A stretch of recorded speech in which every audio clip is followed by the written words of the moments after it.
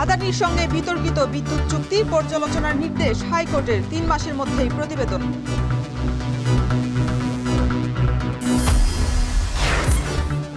ভারতে বসে দেশে সমস্যা তৈরি করছেন হাসিনা। দ্য হিন্দুকে ডক্টর ইউনূস বিচারের জন্য ফেরত পাঠাতেই হবে দিল্লিকে।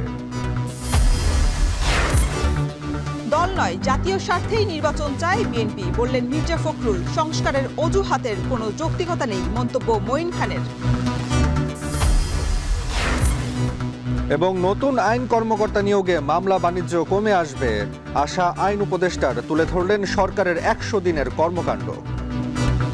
ব্যক্তি পর্যায়ে ঢালাও মামলা হচ্ছে, মামলার নামে আপনার বাণিজ্য করা হচ্ছে, তাদের জন্য বিরাট একটা প্রতিকারের সুযোগ সৃষ্টি হবে।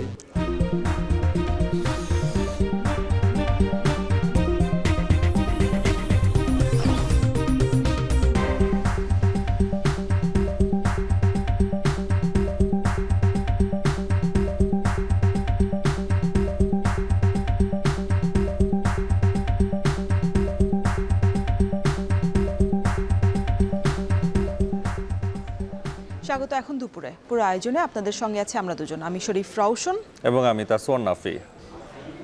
রওশন, ভারতের আদানি গ্রুপের সঙ্গে বিদ্যুৎ চুক্তিতে অসমতা থাকায় পর্যালোচনার জন্য বিশেষজ্ঞ কমিটি গঠনের নির্দেশ দিয়েছেন হাইকোর্ট।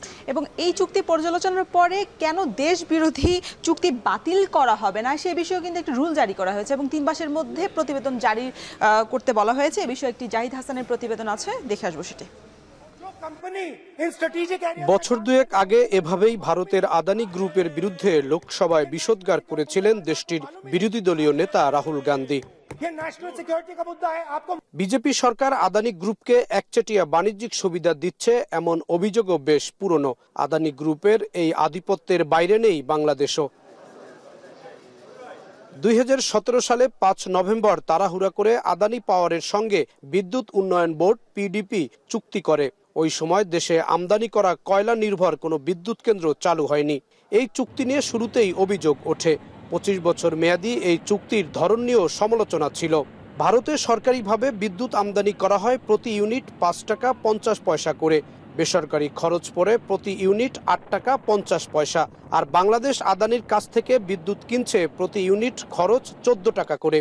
নেপাল থেকে কিনতে খরচ ৮ টাকা। ভারতের পূর্বাঞ্চলীয় রাজ্য ঝাড়খণ্ডে আদানির ১৬০০ মেগাওয়াট বিদ্যুৎ কেন্দ্র থেকে বাংলাদেশে বিদ্যুৎ সরবরাহ করা হচ্ছে। সেক্ষেত্রে চুক্তির দর কষাকষি স্বচ্ছ প্রক্রিয়ায় দেয়া হয়নি। এসব বিষয়কে বিবেচনায় নিয়ে ১৩ নভেম্বর আদানির সঙ্গে কয়লা বিদ্যুৎ কেন্দ্রের চুক্তি পর্যালোচনা করার জন্য হাইকোর্টে একটি রিট দায়ের করা হয়। মঙ্গলবার বিচারপতি ফারা মাহবুব ও বিচারপতি দেবাশিস রায় চৌধুরীর হাইকোর্ট বেঞ্চ রিটের ওপর প্রাথমিক শুনানি করে কয়েকটি আদেশ দেন। আদেশে উচ্চ আদালত একটি তদন্ত কমিটি গঠন করতে নির্দেশ দেন। একই সঙ্গে জাতীয় স্বার্থে এই চুক্তিতে সমতা আনতে না পারলে কেন বাতিল করা হবে না সে বিষয়ে একটি রুলও জারি করা হয়। আদানি গ্রুপের সাথে অন্যায্য এবং অসম চুক্তিটা ন্যায্যতা এবং সমতার ভিত্তিতে বাংলাদেশের স্বার্থ রক্ষা করে যেন পুনর্বিবেচনা করা হয়, না হলে যেন বাতিল করা হয়, এই মর্মে নির্দেশনা চেয়েছিলাম।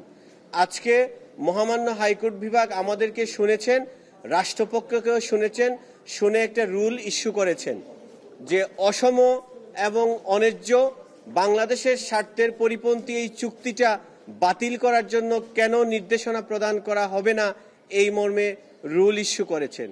দেশের স্বার্থবিরোধী চুক্তির সব নথি ১ মাসের মধ্যে হাইকোর্টে দাখিল করতে নির্দেশ দেওয়া হয়েছে। অন্যায্য এই চুক্তিতে আদানির স্বার্থ রক্ষা করা হয়েছে। কমিটি গঠন করতে নির্দেশ দিয়েছেন হাই পাওয়ার্ড কমিটি।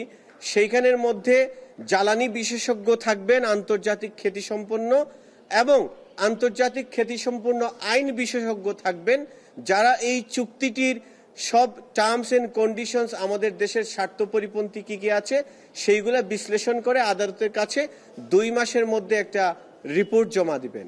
শুনানিতে হাইকোর্ট বলেন, যে কোনো চুক্তিতে আগে দেশের স্বার্থ আর প্রতিবেশীর সঙ্গে ন্যায্যতার ভিত্তিতে সুসম্পর্ক রাখতে হবে। জাহিদ হাসান, এখন, ঢাকা। নাফি, জুলাই আগস্টের যে গণ অভ্যুত্থান তারপর থেকে শেখ হাসিনা এখন বর্তমানে রয়েছেন ভারতের দিল্লিতে এবং সেখান থেকেই রাজনৈতিক কার্যক্রম চালিয়ে যাচ্ছেন এবং ভারতীয় সংবাদ মাধ্যম দ্য হিন্দুকে দেয়া এক সাক্ষাৎকারে বলেছেন যে বিচারে মুখোমুখি হতে দিল্লিকে সাবেক প্রধানমন্ত্রীকে দেশে পাঠাতেই হবে। রওশন, ডক্টর মোহাম্মদ ইউনূস আরও যেটা বলেছেন, আগামীতে যে নির্বাচন হবে সেই নির্বাচনে হাসিনার দল আওয়ামী লীগ অংশগ্রহণ করতে পারবে কিনা তার সেই বিষয়ে মতামত নেবে বিএনপি সহ যে রাজনৈতিক দলগুলো আছে তাদের কাছ থেকে। এই বিষয়ে আরও জানাবেন নুছাত কামাল। ছাত্র জনতার গণ অভ্যুত্থানের মুখে গেল 5 অগস্ট ভারতে আশ্রয় নেন সাবেক প্রধানমন্ত্রী শেখ হাসিনা। এরপর থেকে প্রকাশ্যে কোনো কথা না বললেও ফাঁস হওয়া ফোনালাপে দেশের পরিস্থিতি নিয়ে নির্দেশনা দিতে শোনা গেছে আত্মগোপনে থাকা নেত্রীকে। এ অবস্থায় ভারত থেকে রাজনৈতিক কার্যক্রম চালিয়ে যাচ্ছেন শেখ হাসিনা। অভিযোগ অন্তর্বর্তী সরকারের প্রধান উপদেষ্টা ডক্টর মোহাম্মদ ইউনূসের। ভারতীয় সংবাদ মাধ্যম দ্য হিন্দুকে দেয়া সাক্ষাৎকারে তিনি বলেছেন, বিচারের মুখোমুখি হতে শেখ হাসিনাকে দেশে ফেরত পাঠাতে হবে দিল্লির। ঢাকায় প্রধান উপদেষ্টার বাসভবন যমুনায় দেয়া ওই সাক্ষাৎকার সোমবার প্রকাশিত হয় হিন্দুর অনলাইন সংস্করণে। ডক্টর ইউনূস বলেন, ভারত সরকার শেখ হাসিনাকে রাখতে দুদেশের মধ্যকার প্রত্যর্পণ চুক্তি লঙ্ঘন কিংবা সংশ্লিষ্ট ধারা প্রয়োগ করলে তা অদূর ভবিষ্যতে বাংলাদেশ ভারত সম্পর্কের জন্য সুফল বয়ে আনবে না। শেখ হাসিনার ভারতে অবস্থান নয় বরং বাংলাদেশ নিয়ে তার কথা বলাকেই সমস্যা মনে করছেন ডক্টর ইউনূস। তিনি বলেন, মানুষকে তাদের ঘর থেকে বেরিয়ে আসতে বলা, ডোনাল্ড ট্রাম্পের ছবি ব্যবহার করে বিক্ষোভ করতে বলা সবকিছুই বাংলাদেশের অভ্যন্তরীণ ও বাহ্যিক বিষয়ে হস্তক্ষেপ। তবে ভবিষ্যৎ নির্বাচনে হাসিনার দল আওয়ামী লীগের অংশগ্রহণ নিয়ে তিনি জানান, রাজনৈতিক দলের বিষয়ে অন্তর্বর্তী সরকার সিদ্ধান্ত নিচ্ছে না। এক্ষেত্রে বিএনপি সহ দেশের অন্যান্য রাজনৈতিক দলের মতামতকে গুরুত্ব দেয়া হবে। বাংলাদেশের সংখ্যালঘু নির্যাতনের অভিযোগ ইস্যুতে নবনির্বাচিত মার্কিন প্রেসিডেন্ট ডোনাল্ড ট্রাম্পের বিবৃতি নিয়ে প্রশ্নের জবাবে প্রধান উপদেষ্টা বলেন, এটি অপপ্রচার যা বিশ্বজুড়ে চলছে। কিন্তু ট্রাম্প বাংলাদেশের সঙ্গে কাজ করতে গিয়ে বাস্তবতা সম্পর্কে জানলে অবাক হবেন যে তাকে কতটা ভিন্নভাবে বাংলাদেশ সম্পর্কে জানানো হয়েছে। ট্রাম্পের দ্বিতীয় মেয়াদে পরিবর্তন হলেও নতুন বাংলাদেশে মার্কিন প্রতিনিধিরা এলে এবং অর্থনীতি ভালোর দিকে দেখলে সমীকরণ পাল্টে যাবে বলেও মত প্রধান উপদেষ্টার। নুজহাত কামাল, এখন বিশ্ব। দলের জন্য নয় বরং জাতীয় স্বার্থে বিএনপি দ্রুত নির্বাচনী রোডম্যাপ চায় বলে দাবি করেছেন দলটির মহাসচিব মির্জা ফখরুল ইসলাম আলমগীর। বলেন, নির্বাচন প্রক্রিয়ায় শৈথিল্য দেখালে ষড়যন্ত্রকারীরা সুযোগ নিতে পারে। রাজধানীতে বিএনপির 31 দফা কর্মসূচি নিয়ে কর্মশালায় দলটির কেন্দ্রীয় নেতা ডক্টর মঈন খান বলেন, সংস্কারের অজুহাতে বিলম্বের যৌক্তিকতা নেই। বিস্তারিত সিফাত শাহরিয়ারের প্রতিবেদনে। দেশে আলোচনার বিষয় যখন সংস্কার, তখন দলগুলো সরব নিজেদের প্রস্তাবিত রাষ্ট্র সংস্কারের দফাগুলো নিয়ে। বিএনপিও তাদের প্রস্তাবিত 31 দফা নিয়ে আলাপ আলোচনার কমতি রাখছেন না। তবে এবার দলটি নিয়েছে ভিন্ন উদ্যোগ। 31 দফায় জনসম্পৃক্ততা বাড়াতে আয়োজন করা হয় প্রশিক্ষণের। মঙ্গলবার এই কর্মশালার উদ্বোধন করেন বিএনপির স্থায়ী কমিটির সদস্য ডক্টর আব্দুল মঈন খান। এদিন ডিপ্লোমা ইঞ্জিনিয়ার্স ইনস্টিটিউশনে প্রশিক্ষণে অংশগ্রহণ করে ঢাকা বিভাগের বিএনপির নেতাকর্মীরা। অনুষ্ঠানের শুরুতে ডক্টর আব্দুল মঈন খান বলেন, সংস্কারের অজুহাতে নির্বাচন থামিয়ে রাখার যৌক্তিকতা নেই। এটিকে চলমান প্রক্রিয়া উল্লেখ করে তিনি বলেন, অন্তর্বর্তী সরকারের প্রধান কাজ সবার ভোটের অধিকার ফিরিয়ে দেয়া। নির্বাচনের একটি সুষ্ঠু নিরপেক্ষ নির্বাচনের জন্য যে সংস্কারগুলো অত্যাবশ্যকীয় প্রয়োজন, সেই সংস্কারগুলো সম্পাদন করে একটি সুষ্ঠু নিরপেক্ষ নির্বাচন দিতে হবে। ভোটের অধিকার বাংলাদেশের 18 কোটি মানুষের মধ্যে 12 কোটি ভোটারকে ফিরিয়ে দিতে হবে। এটাই হচ্ছে এই অন্তর্বর্তীকালীন সরকারের মুখ্য দায়িত্ব। তবে পতিত স্বৈরাচারের ষড়যন্ত্র মোকাবিলায় জাতীয় ঐক্যের বিকল্প নেই বলে মন্তব্য করেন বিএনপির স্থায়ী কমিটির সদস্য এজেডএম জাহিদ হোসেন। আজকে অনেকেই সংস্কারের কথা বলছেন, আলহামদুলিল্লাহ, আমরা সাধুবাদ জানাই। এগুলোকে বিএনপি চিন্তা করেছে হেড অফ ইউ পিপল। আগেই আসেন, আজকে দেশের মধ্যে যে স্বৈরাচারে কেউ বলে চুপ করে ঢুকে পড়বে, কেউ বলে অডিও দিয়ে 25 তারিখে নেমে পড়বে, কেউ বলে 10 তারিখে নেমে গিয়েছিলাম, এই যে সমস্ত কথা বিশৃঙ্খলা সৃষ্টি করার অপচেষ্টা করা হচ্ছে, প্রত্যেকটাই কিন্তু স্বৈরাচারের ষড়যন্ত্র, পতিত স্বৈরাচারের ষড়যন্ত্র। প্রেস ক্লাবে এক আলোচনা সভায় বিএনপি মহাসচিব মির্জা ফখরুল ইসলাম আলমগীর বলেন, দলের জন্য নয়, জাতির মঙ্গলেই দ্রুত নির্বাচনী রোডম্যাপ জরুরি। অন্যথায় ষড়যন্ত্রকারীরা সক্রিয় হয়ে উঠতে পারে বলে শঙ্কা তার।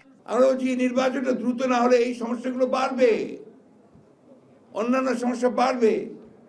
এখন আপনার যারা গণতন্ত্রকে ধ্বংস করতে চায়, বাংলাদেশের আপনার যে স্টেবিলিটি নষ্ট করতে চায়, তারা মাথা চারা দিয়ে উঠছে। দেখুন না কত সমস্যা তৈরি হয়ে গেছে। এদিন সারা দেশে ধারাবাহিকভাবে নেতাকর্মীদের প্রশিক্ষণ দেওয়ার পরিকল্পনার কথা জানায় বিএনপি। সংস্কার নিয়ে এসে একটা সুস্থ রাজনীতি সৃষ্টি করা। সিফাত শাহরিয়ার, এখন, ঢাকা। বাংলাদেশের জনগণের মতামত প্রতিফলিত হবে এমন নির্বাচন প্রত্যাশা করে বলে জানিয়েছেন কমনওয়েলথের সহকারী মহাসচিব লুইস গাব্রিয়েল। মঙ্গলবার সকালে রাজধানীর আগারগাঁওয়ে নির্বাচন কমিশন কার্যালয়ে কমনওয়েলথের 5 সদস্যের একটি প্রতিনিধি দল নির্বাচন ব্যবস্থা সংস্কার কমিশনের সঙ্গে বৈঠক করে। সকাল 9:30টায় শুরু হওয়া বৈঠক চলে প্রায় 1 ঘন্টা। বৈঠক শেষে সংস্কার কমিশনের সঙ্গে প্রধান ডক্টর বদিউল আলম মজুমদার বলেন, প্রতিনিধি দল সুষ্ঠু নির্বাচন প্রত্যাশা করে এবং সংস্কার কাজে পূর্ণ সমর্থনের ব্যাপারে আশ্বাস দিয়েছেন। অন্যদিকে লুইস বলেন, নির্বাচন ব্যবস্থা নিয়ে কোনো নির্দিষ্ট সুপারিশ করা হয়নি, তবে তার আশা করছেন নির্বাচন ব্যবস্থা সংস্কার কমিশন গণতান্ত্রিক ব্যবস্থাকে আরও শক্তিশালী করবে। ওনার 5 জন এখানে এসছেন, উনি হলেন এই ডেলিগেশনের প্রধান। ওনারা চাচ্ছেন যে আমাদের দেশে একটা সুষ্ঠু নিরপেক্ষ নির্বাচন হোক এবং এই নির্বাচন সুষ্ঠু নিরপেক্ষ নির্বাচন নিশ্চিত করার ব্যাপারে ওনারা সহায়তা করতে চান। সেই আগ্রহেই এবং সেই উদ্দেশ্য নিয়ে ওনারা এখানে এসছেন। You know, the Commonwealth came here to observe elections last in 2014. The observers produced a report which was very clear with clear recommendations. We did not come in 2018 and 2023. It was only a small group of experts who came to advise and to assist in whichever way possible. July আগস্টের গণ আন্দোলনের মুখে অনেক আইন কর্মকর্তা পালিয়ে গেছে। নতুন কর্মকর্তা নিয়োগের মাধ্যমে মামলা বাণিজ্য ও হয়রানি অনেকটাই কমে আসবে বলে জানিয়েছেন আইন উপদেষ্টা ডক্টর আসিফ নজরুল। সচিবালয়ে অন্তর্বর্তী সরকারের 100 দিনের বিষয়ে জানাতে আয়োজিত সংবাদ সম্মেলনে তিনি বলেন, দেশকে অস্থিতিশীল করতে শেখ হাসিনার ফোনালাপ ফাঁস করে নেতাকর্মীদের উস্কানি দেওয়া হচ্ছে। বিস্তারিত বেলায়েত হোসাইনের প্রতিবেদনে।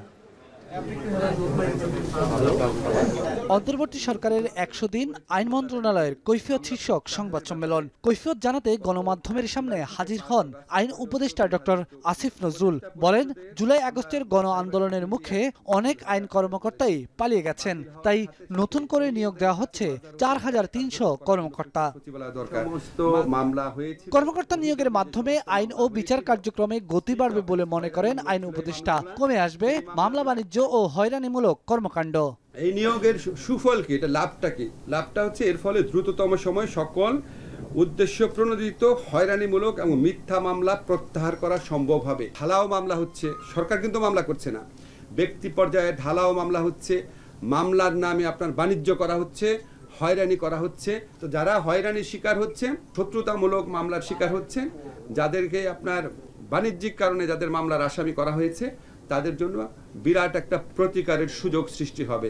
আইন উপদেষ্টা বলেন, পতনের 2-3 দিন আগে নিজের পরিবার ও আত্মীয় স্বজনদের পাঠিয়ে দিয়ে শেখ হাসিনাও পালিয়ে গেলেন। আর এখন দেশকে অস্থিতিশীল করতে ফোন আলাপ ফাঁস করে নেতাকর্মীদের উস্কানি দেওয়া হচ্ছে। শেখ হাসিনা কেন না বলে পালিয়ে গেলেন, তার কাছেই আওয়ামী লীগ নেতাকর্মীদের জবাব চাওয়া উচিত বলে মনে করেন তিনি। এগুলো যদি সত্যি ওনার কনভারসেশন হয়ে ওঠে, এগুলি আপনার দেশকে অস্থিতিশীল করা, তারপর হচ্ছে ষড়যন্ত্র করা, মানুষকে প্ররোচিত করা, মানুষকে উত্তেজিত করা এবং বিভ্রান্ত করার উদ্দেশ্যে করা হয়। আমি এর আগেও বলেছি যে সত্যি অনেস্টলি বলতেছি, কোনো রকম চালাকি না, কোনো সরকারের উপদেষ্টা হিসাবে না, এখন সাধারণ মানুষ হিসেবে মনে হয় আওয়ামী লীগের নেতৃবৃন্দে জিজ্ঞেস করা উচিত, আপনি আপনার বৃহত্তর পরিবারকে নিয়ে কাউকে না জানিয়ে যেভাবে পালিয়ে গেলেন, আর আমাদের যে প্রতিনিয়ত উস্কান, এই বিক্ষোভ করার জন্য, উস্কানিমূলক কাজ করার জন্য, সন্ত্রাসমূলক কাজ করার জন্য, এই ব্যাপারে আপনার নিজের ব্যাখ্যা কি? উনি উনার ভাগ্নে টাগ্নে তাদেরকে এই সরকার পতনের 2-3 দিন আগে নিরাপদে পাঠিয়ে দিয়েছিলেন কেন? আসিফ নজরুল জানান, আন্তর্জাতিক অপরাধ ট্রাইব্যুনালে দেশি বিদেশি আইন বিশেষজ্ঞ নিয়োগ দেওয়া হচ্ছে। হাইকোর্ট ও আপিল বিভাগের বিচারক নিয়োগেও আইন হচ্ছে সপ্তাহখানেকের মধ্যে। পরবর্তী বিচারক নিয়োগ হবে এই আইনের অধীনে। এক্ষেত্রে কারো সুপারিশ গ্রহণ করা হবে না বলে জানান তিনি। আমাকে প্রধান বিচারপতি জানিয়েছেন যে উনাদেরও একটা উদ্যোগ রয়েছে এই ধরনের একটা আইন করার জন্য, যাতে আমরা উচ্চ আদালতে নিরপেক্ষ, যোগ্য, দক্ষ, সৎ বিচারক পাই। আন্তর্জাতিক অপরাধ ট্রাইব্যুনাল পুনর্গঠন করেছি আমরা, এটা আপনারা জানেন, এটা আমাদের অন্যতম প্রধান এজেন্ডা ছিল। এবং এরপর চিফ প্রসিকিউটর সহ 11 জন প্রসিকিউটরকে নিয়োগ প্রদান করা হয়েছে। এছাড়া স্পেশাল প্রসিকিউটরাল অ্যাডভাইজার হিসাবে বিদেশি এবং দেশি বিশেষজ্ঞ পর্যায়ের আইনজীবীরা নিয়োগ প্রাপ্ত হচ্ছেন। বিদেশি যিনি আছেন ওনার নিয়োগপত্র সম্পন্ন হয়েছে আজকে, আপনারা 2-1 দিনের মধ্যে জানবেন। দেশি যিনি আছেন আইন বিশেষজ্ঞ, ওনারটা প্রসেসের মধ্যে রয়েছে, আশা করি এই সপ্তাহের মধ্যে এটা হয়ে যাবে। ছাত্র জনতার গণ আন্দোলন দমনে বিগত আওয়ামী সরকারের দায়ের করা ফৌজদারি, সন্ত্রাস দমন ও সাইবার নিরাপত্তা আইনে সকল মিথ্যা ও হয়রানিমূলক মামলা প্রত্যাহারের সিদ্ধান্তের কথাও জানান আইন উপদেষ্টা। বেলায়েত হোসাইন, এখন, ঢাকা। রাজধানীর নিউ মার্কেট থানার হত্যা মামলায় আওয়ামী লীগের সভাপতি মণ্ডলীর সদস্য সাবেক খাদ্যমন্ত্রী অ্যাডভোকেট কামরুল ইসলামকে 8 দিনের রিমান্ডে দিয়েছেন আদালত। মঙ্গলবার Dhaka chief metropolitan magistrate Ziadur Rahman জুম্মনের আদালত এই রায় দেন। সকালে কামরুল ইসলামকে আদালতে হাজির করে 10 দিনের রিমান্ড আবেদন করে পুলিশ। এ সময় রাষ্ট্রপক্ষের আইনজীবী বলেন, নিউ মার্কেট থানা এলাকায় ব্যবসায়ী আব্দুল ওয়াদুদ হত্যায় মদদ দেওয়ার অভিযোগে কামরুল ইসলামকে রিমান্ড দিয়েছেন আদালত। এদিকে আসামি পক্ষের আইনজীবী কামরুল ইসলামের অসুস্থতার কারণে রিমান্ড না মঞ্জুরের আবেদন করেন। দুই পক্ষের শুনানি শেষে তাকে 8 দিনের রিমান্ড দেয় আদালত। এর আগে সোমবার রাতে রাজধানীর উত্তরা 12 নম্বর সেক্টর থেকে তাকে গ্রেপ্তার করে ঢাকা মহানগর গোয়েন্দা পুলিশ। কামরুল ইসলাম ঢাকা 2 আসনের একাধিকবারের সংসদ সদস্য। তিনি 2014 সালের 13 জানুয়ারি থেকে 2019 সালের 6 জানুয়ারি পর্যন্ত খাদ্যমন্ত্রীর দায়িত্ব পালন করেন। এর আগে তিনি 2008 থেকে 2014 পর্যন্ত আইন, বিচার ও সংসদ বিষয়ক মন্ত্রণালয়ের প্রতিমন্ত্রী ছিলেন। হত্যা মামলায় কামরুল ইসলামকে আজকে বিজ্ঞ আদালতে নিয়ে আসেন এবং 10 দিনের রিমান্ড চায়। বিজ্ঞ আদালত আসামি পক্ষের আইনজীবীদের কথা শুনেন, রিমান্ড বাতিলের প্রার্থনা করেন তারা এবং জামিন শুনানি করেন। বিজ্ঞ আদালত সন্তুষ্ট হয়ে 8 দিনের রিমান্ড মঞ্জুর করেন। অ্যাডভোকেট কামরুল ইসলাম এই ঘটনার সাথে সম্পৃক্ত না, এই ঘটনার সময় উনি উপস্থিত ছিলেন না এবং ইন্ধনও দিয়েছিলেন না, নির্দেশও দিয়েছিলেন না। বাদীটা এজারে স্পষ্ট বলেছে, সেই ব্যাপারে বাদীও আমাকে অভিযোগ করে নেয়। শুধু রাজনৈতিক কারণে আমি গত সরকার আমলে বারবার এমপি ছিলাম, মন্ত্রী ছিলাম এবং সেই কারণে আমাকে এই মামলায় সম্পৃক্ত করা হয়েছে এবং বিজ্ঞ আদালতে জামিন নামঞ্জুর করেছেন। দেশের আর্থিক খাত ভয়াবহ চ্যালেঞ্জের মুখে পড়েছে বলে জানিয়েছেন অর্থ উপদেষ্টা সালেউদ্দিন আহমেদ। তিনি বলেন, দুর্বল ব্যাংক চিহ্নিত করা হয়েছে, তবে কোনোভাবেই কোনো ব্যাংক বন্ধ করা হবে না। বাজারে মূল্যস্ফীতি প্রসঙ্গে উপদেষ্টা বলেন, এর আগে 60,000 কোটি টাকা ছাপানো হয়েছে, যা মূল্যস্ফীতি বৃদ্ধির অন্যতম কারণ। বাকিটা জানাচ্ছেন হাসিব বিল্লাহ। আওয়ামী লীগ আমলে ব্যাংক দখল এবং নামে বেনামে ঋণের নামে অর্থ লুট আর বিপুল অর্থ পাচার ছিল নিয়মিত ঘটনা। 5 আগস্ট সরকারের পট পরিবর্তনের পর আর্থিক খাতের বিশৃঙ্খলার চিত্র স্পষ্ট হয়ে ওঠে। এ অবস্থায় অন্তর্বর্তী সরকারের 100 দিন পূর্তি উপলক্ষে সংবাদ সম্মেলনে অর্থনৈতিক অনিয়মের চিত্র তুলে ধরেন অর্থ উপদেষ্টা। বলেন, বিগত সরকারের আমলে আইন অমান্য করাই ছিল ব্যাংকিং খাতের বড় সমস্যা। পাশাপাশি কেন্দ্রীয় ব্যাংকের নজরদারির ঘাটতিতে সৃষ্টি হয়েছে দুরবস্থা।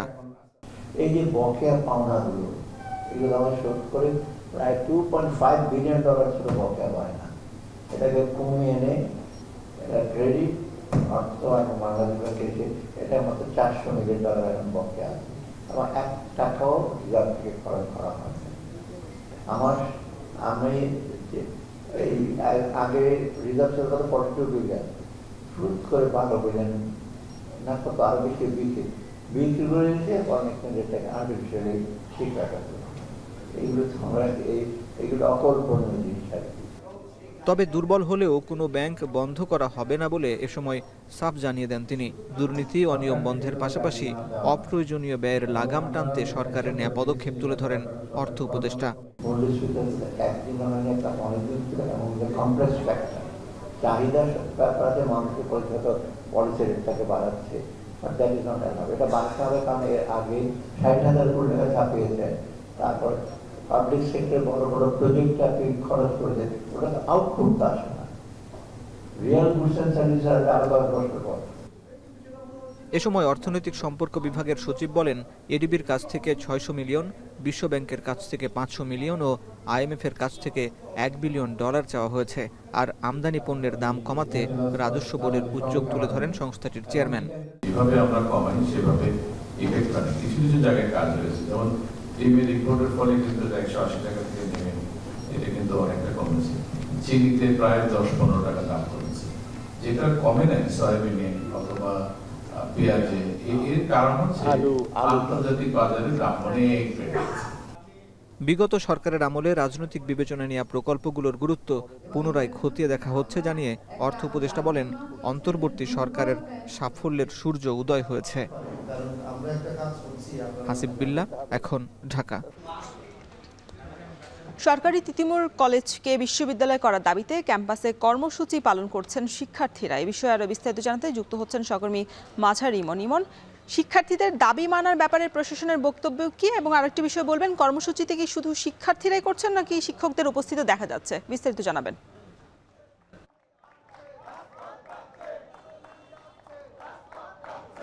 সাম্প্রতিক সময়ে যে আন্দোলন শুরু করেছেন ঢাকা বিশ্ববিদ্যালয়ের অধিভুক্ত সরকারি তিতুমীর কলেজের শিক্ষার্থীরা, সেই আন্দোলনের ধারাবাহিকতায় আজকে যে তাদের কর্মসূচিটি চলছে সেটি হচ্ছে ক্লোজ ডাউন কর্মসূচি। মূলত এই কর্মসূচির মাধ্যমে তারা কলেজের সব ধরনের ক্লাস পরীক্ষা বর্জন করে তারা কলেজ ক্যাম্পাসের ভেতর অবস্থান নিয়েছেন। আমি যদি দেখাতে যাই যে বর্তমান যে পরিস্থিতি চলছে পুরো ক্যাম্পাস জুড়ে, আমরা দেখেছি যে শিক্ষার্থীদের সরব উপস্থিতি, অর্থাৎ সকালবেলা থেকে আমরা দেখেছি শিক্ষার্থীরা বিভিন্ন স্লোগান দিচ্ছেন তাদের দাবি দেওয়ার পক্ষে। তারা পুরো ক্যাম্পাসটি তারা প্রদর্শন করছেন, তাদের যে উপস্থিতি সেটি তারা জানান দিচ্ছেন। আর পাশাপাশি আমরা দেখেছি সকালবেলা থেকেই এই কলেজটির বিপরীতে, অর্থাৎ এই কলেজের বিপরীতে আমরা আইন শৃঙ্খলা বাহিনীর বিপুল পরিমাণে সদস্যদের উপস্থিতি দেখেছি, তারাও সতর্ক অবস্থানে রয়েছে। আমরা কয়েকজন শিক্ষার্থীদের সাথে কথা বলেছিলাম, তারা যেটি বলছেন তাদের আজকের যে কর্মসূচি মূলত এই কলেজে অবস্থান করে এবং তাদের যেই সরব উপস্থিতি তাদের এই দাবির পক্ষে সেটি তারা জানান দেওয়া, এবং প্রশাসনের পক্ষ থেকে তারা যোগাযোগ করার চেষ্টা করছে। তাদের পক্ষ থেকে যতটুকু আমাদের জানানো হয়েছে যে সচিবালয় কিংবা অন্য কোথাও সরকারের ঊর্ধ্বতন কর্তৃপক্ষের সাথে তারা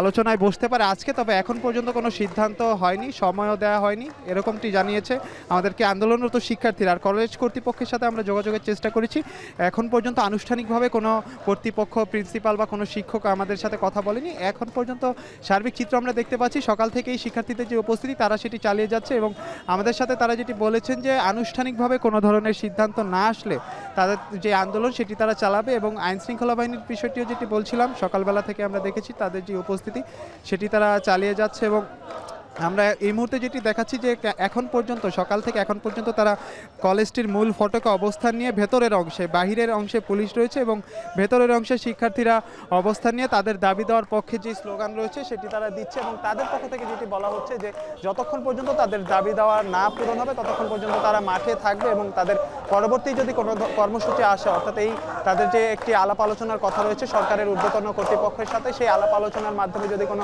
ফলপ্রসূ সিদ্ধান্ত না আসে তখন তাদের যে দাবি দেওয়া রয়েছে এবং পরবর্তী তাদের যে কর্মসূচি রয়েছে সেটি তারা চালিয়ে যাবে। আজকে যদি এক কথায় বলতে চাই যে এখন পর্যন্ত সরকারি তিতুমীর কলেজের শিক্ষার্থীদের যে সরব উপস্থিতি সেটি আমাদের চোখে পড়েছে, এবং বাইরে প্রশাসনের যেই উপস্থিতি সেটিও আমাদের চোখে পড়েছে। এখন পর্যন্ত যে সিদ্ধান্ত বা মিটিংয়ের কথা যেটি আমরা শুনতে পাচ্ছি সেটি এখনো আসেনি বা সিদ্ধান্ত হয়নি, সেই বিষয়টি হলে পরবর্তীতে আমরা জানাতে পারবো।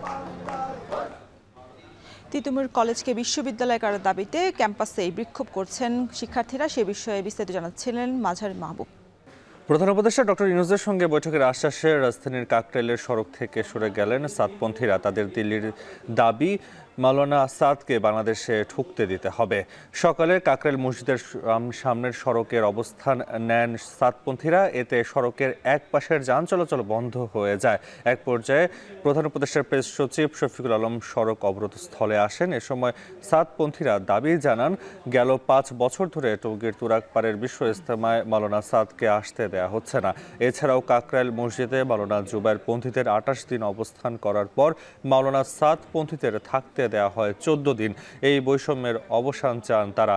এ সময় তারা প্রধান উপদেষ্টার প্রেস সচিবের কাছে স্মারকলিপি প্রদান করেন। সাতপন্থীদের কয়েকজন প্রতিনিধি প্রধান উপদেষ্টার প্রেস সচিবের সঙ্গে বৈঠকে বসেন। ফিরে এসে প্রতিনিধিরা জানান, প্রধান উপদেষ্টার সঙ্গে বৈঠকের আশ্বাসে তারা সড়ক ছেড়ে কাকরাইল মসজিদে অবস্থান নেবেন। আমরা ওনাদের সাথে কথা বলছি, ওনাদের কাছ থেকে আমরা স্মারকলিপি চেয়েছি, স্মারকলিপে মাননীয় প্রধান উপদেষ্টার কাছে আমরা দিব। এই আমরা আশা করছি যে ওনারা যে সমাবেশ করছেন সেটা সমাবেশটা খুব দ্রুতই শেষ হবে, হওয়ার পরে এখানে যে ট্রাফিক ব্যবস্থা এটা আবার নর্মাল হবে। সেন্ট মার্টিন ভ্রমণে বিধি নিষেধ প্রত্যাহারের দাবিতে কলাতলী সড়ক অবরোধ করে বিক্ষোভ করেছেন সেন্ট মার্টিনের বাসিন্দা সহ কক্সবাজারের পর্যটন সংশ্লিষ্ট সংগঠনগুলো। বিক্ষোভে অংশ নেন পর্যটন সংশ্লিষ্ট 12টি সংগঠন। ভ্রমণ বিধি নিষেধ প্রত্যাহারের দাবিতে সকাল 10টা থেকেই কলাতলী ডলফিন মোড়ে জড়ো হতে থাকে শত শত সেন্ট মার্টিনের বাসিন্দা এবং পর্যটন সংশ্লিষ্টরা। পরে প্রায় 3 ঘন্টা সড়ক অবরোধ করে বিক্ষোভ শুরু করেন তারা। এই সময় মেরিন ড্রাইভ সড়ক সহ আশেপাশের সড়কে যান চলাচল বন্ধ হয়ে সৃষ্টি হয় তীব্র যানজট। দুর্ভোগে পড়েন পর্যটকরা। বিক্ষোভকারীরা বলেন, সেন্ট মার্টিন ভ্রমণে বিধি নিষেধ দেয়ায় মানবেতর জীবনযাপন করতে হচ্ছে তাদের। তাই পরিবেশ ঠিক রেখেই দ্রুত সময়ে পর্যটক যাতায়াত সচল করার আহ্বান জানান অবরোধকারীরা। এছাড়া টেকনাফ থেকে জাহাজ চালু করার দাবিও জানান তারা।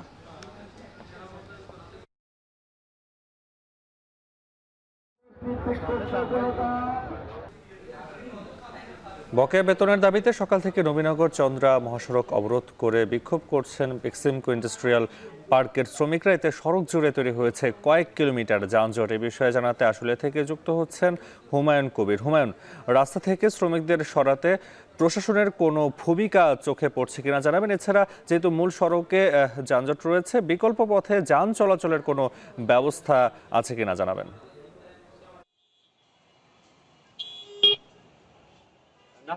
আমরা সকালে যেমনটি জানিয়েছিলাম, গাজীপুরের চক্রবর্তী এলাকায় বেক্সিমকো শ্রমিকরা কিন্তু 1 মাসের বকেয়া বেতনের দাবিতে আজকে 4th দিনের মতো তারা অবরোধ কর্মসূচি চালিয়ে যাচ্ছেন। সড়ক অবরোধ করে তারা বিক্ষোভ করছেন। কিছুক্ষণ পরপরই তাদের দাবি আদায়ের লক্ষ্যে বিভিন্ন স্লোগান নিয়ে কিন্তু সড়ককে মাতিয়ে রাখছেন। তাদের এই অবরোধের ফলে কিন্তু আপনি কিছু দেখে আমার পিছনে দীর্ঘ যানজটের সৃষ্টি হয়েছে।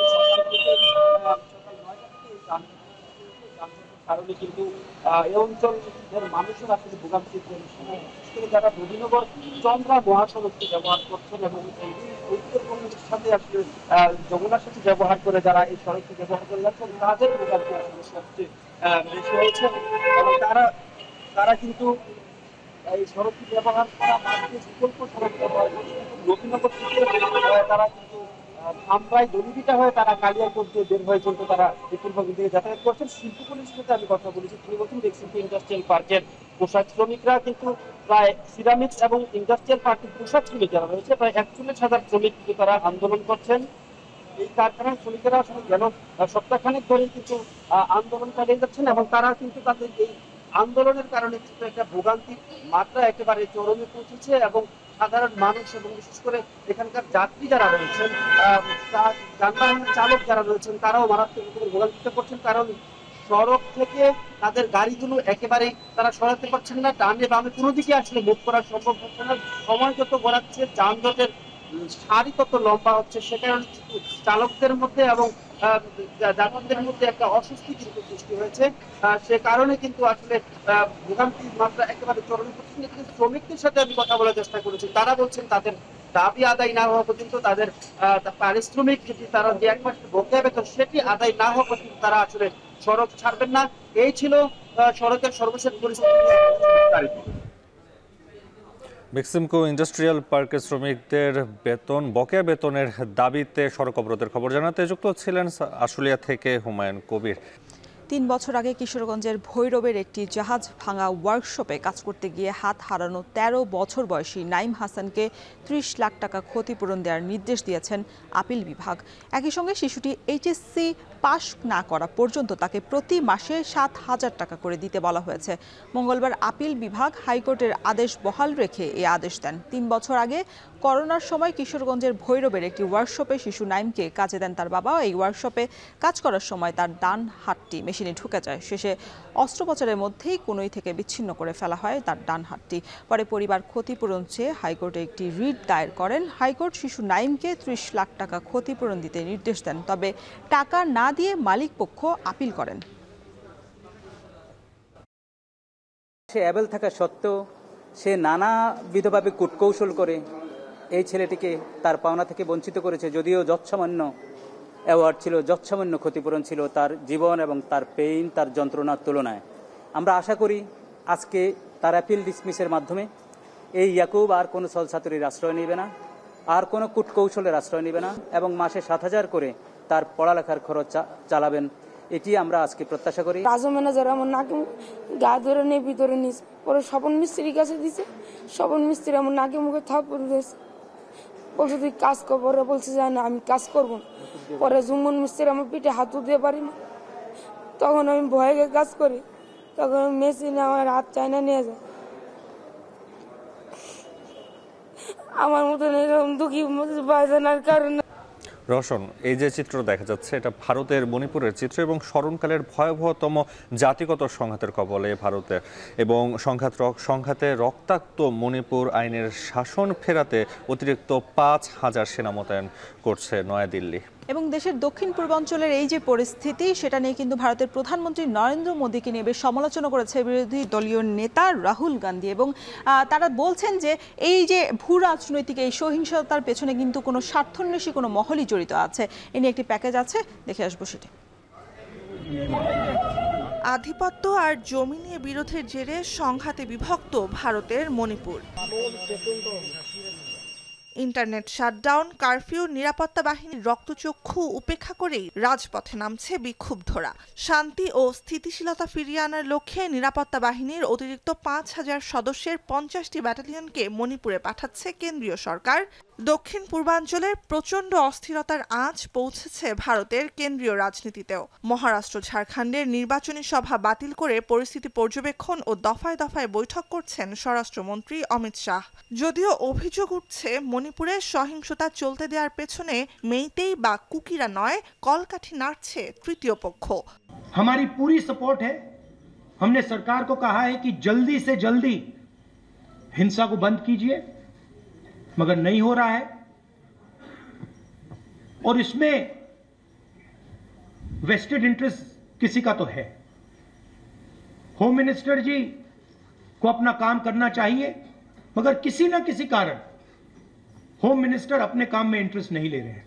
That there is vested interest behind, and the vested interest behind are listening to this dialogue, Rajiv. And I call upon all of them, whether they're in drug trafficking, whether they're in political power, they're trying to engineer a geopolitical violence in that part of our world, they must stop this immediately. মণিপুরের সংখ্যাগরিষ্ঠ মেইতেইদের বাস রাজ্যের 10% জমিতে। অন্যদিকে cookie আর নাগা সম্প্রদায় মোট জনসংখ্যার 40% হলেও তাদের দখলে 90% জমি। পুষে রাখা ক্ষোভ জাতিগত সংঘাতে রূপ নেয় 2023 সালের মে মাসে। পাহাড়ে জমির অধিকার এবং সরকারি চাকরিতে সুবিধার জন্য কুকি এবং নাগাদের মতো বিশেষ স্বীকৃতি চায় মেইতেইরাও। Absence of violence is not actually peace, and this has been projected as peace by those who are in charge, which is a very erroneous kind of approach. 33 lakh বাসিন্দার মণিপুরে গেল এক সপ্তাহে দাঙ্গায় প্রাণ গেছে 20 জনের বেশি মেইতেই ও কুকি আদিবাসীর। গেল 1.5 বছরে এ সংখ্যা কমপক্ষে 250, বাস্তুচ্যুত প্রায় 60,000 মানুষ। রাষ্ট্রীয় মর্যাদায় শেষ শ্রদ্ধা জানানো হলো স্বাধীন বাংলা ফুটবল দলের অধিনায়ক জাকারিয়া পিন্টুকে। মঙ্গলবার মোহামেডান ক্লাব প্রাঙ্গণে জেলা প্রশাসনের তরফ থেকে তাকে গার্ড অফ অনার প্রদান করা হয়। ক্লাবের পর বাফুফে ও জাতীয় প্রেস ক্লাবে হয় এই কিংবদন্তির জানাজা। শেষ নিদ্রায় শায়িত করা হবে রাজধানীর মিরপুরে শহীদ বুদ্ধিজীবী কবরস্থানে। ওয়াসিল হক পান্থর প্রতিবেদনে বিস্তারিত। পিউগলের এই সুর কিংবদন্তি ফুটবলার জাকারিয়া পিন্টুকে রাষ্ট্রীয় মর্যাদায় শ্রদ্ধা জানাতে। তার নেতৃত্বেই স্বাধীন বাংলা ফুটবল দল ৭১-এর মুক্তিযুদ্ধে আহত ও শরণার্থীদের সহায়তায় তহবিল সংগ্রহ করেছেন। ভারতের অনেক মাঠে ম্যাচ খেলে জনসমর্থন আদায়ের চেষ্টা করেছেন মুক্তিযুদ্ধের পক্ষে। ৭১-এর এই লড়াকু ফুটবলারের পায়ে গতি পেয়েছে স্বাধীন দেশের ফুটবল। মোহামেডান ক্লাব প্রাঙ্গণ থেকে তার মরদেহ নেওয়া হয় বাফুফে প্রাঙ্গণে। সেখানে তার জানাজায় হাজির ছিলেন সংস্থাটির নবনির্বাচিত সভাপতি তাবিত আওয়াল সহ ফুটবলের শীর্ষস্থানীয় সংগঠকরা। সতীর্থকে শেষবারের মতো দেখতে হাজির ছিলেন ফুটবল আঙ্গনের অনেক তারকা খেলোয়াড়রা। উনি ইন্তেকাল করেছে ঠিকই, কিন্তু ওনার যে শিক্ষা, ওনার যে চেতনা, ওনার যে মূল্যবোধ যেগুলো আমরা শিখেছি, ধারণ করেছি, এখন আমাদের দায়িত্ব থাকবে যে উনি যেন আমাদের কর্মের মাধ্যমে অমর হয়ে থাকে। খেলোয়াড়ি জীবনে পিন্টুর অর্জন অনেক। রক্ষণভাগের অতন্দ্র প্রহরী হিসেবে অনেক পুরস্কারই পেয়েছেন। তবে স্বাধীন বাংলা ফুটবল দল কোনো স্বীকৃতি না পাওয়ায় তার আক্ষেপ ছিল। আব্বা অলওয়েজ দাবি করতো যে স্বাধীন বাংলা ফুটবল দলটাকে যাতে স্বীকৃতি দেওয়া হয় নাই। অনেক দিন ধরে এই দাবিটা ছিল, এইটা একটা ছিল, আর এছাড়া আব্বার তেমন কিছু ছিল না। বাংলাদেশের সমস্ত 21 পুরস্কার, অন্যান্য যত স্বাধীনতা পুরস্কার পাইছে, আচ্ছা, তারপর অন্যান্য পুরস্কার তার পাওয়া উচিত। এত বড় স্পোর্টস পার্সোনালিটি বাংলাদেশে হয়নি। হৃদরোগে আক্রান্ত হয়ে গত রোববার রাজধানীর একটি হাসপাতালে ভর্তি হয়েছিলেন পিন্টু। তার একদিন পরেই সোমবার দুপুরে চলে যান না ফেরার দেশে। ওয়াসিউল হক পান্থ, এখন, ঢাকা। শেষ করব এখন দুপুর। তার আগে শিরোনামগুলো আরো একবার। আদানির সঙ্গে বিতর্কিত বিদ্যুৎ চুক্তি পর্যালোচনা নির্দেশ হাইকোর্টের, 3 মাসের মধ্যে প্রতিবেদন।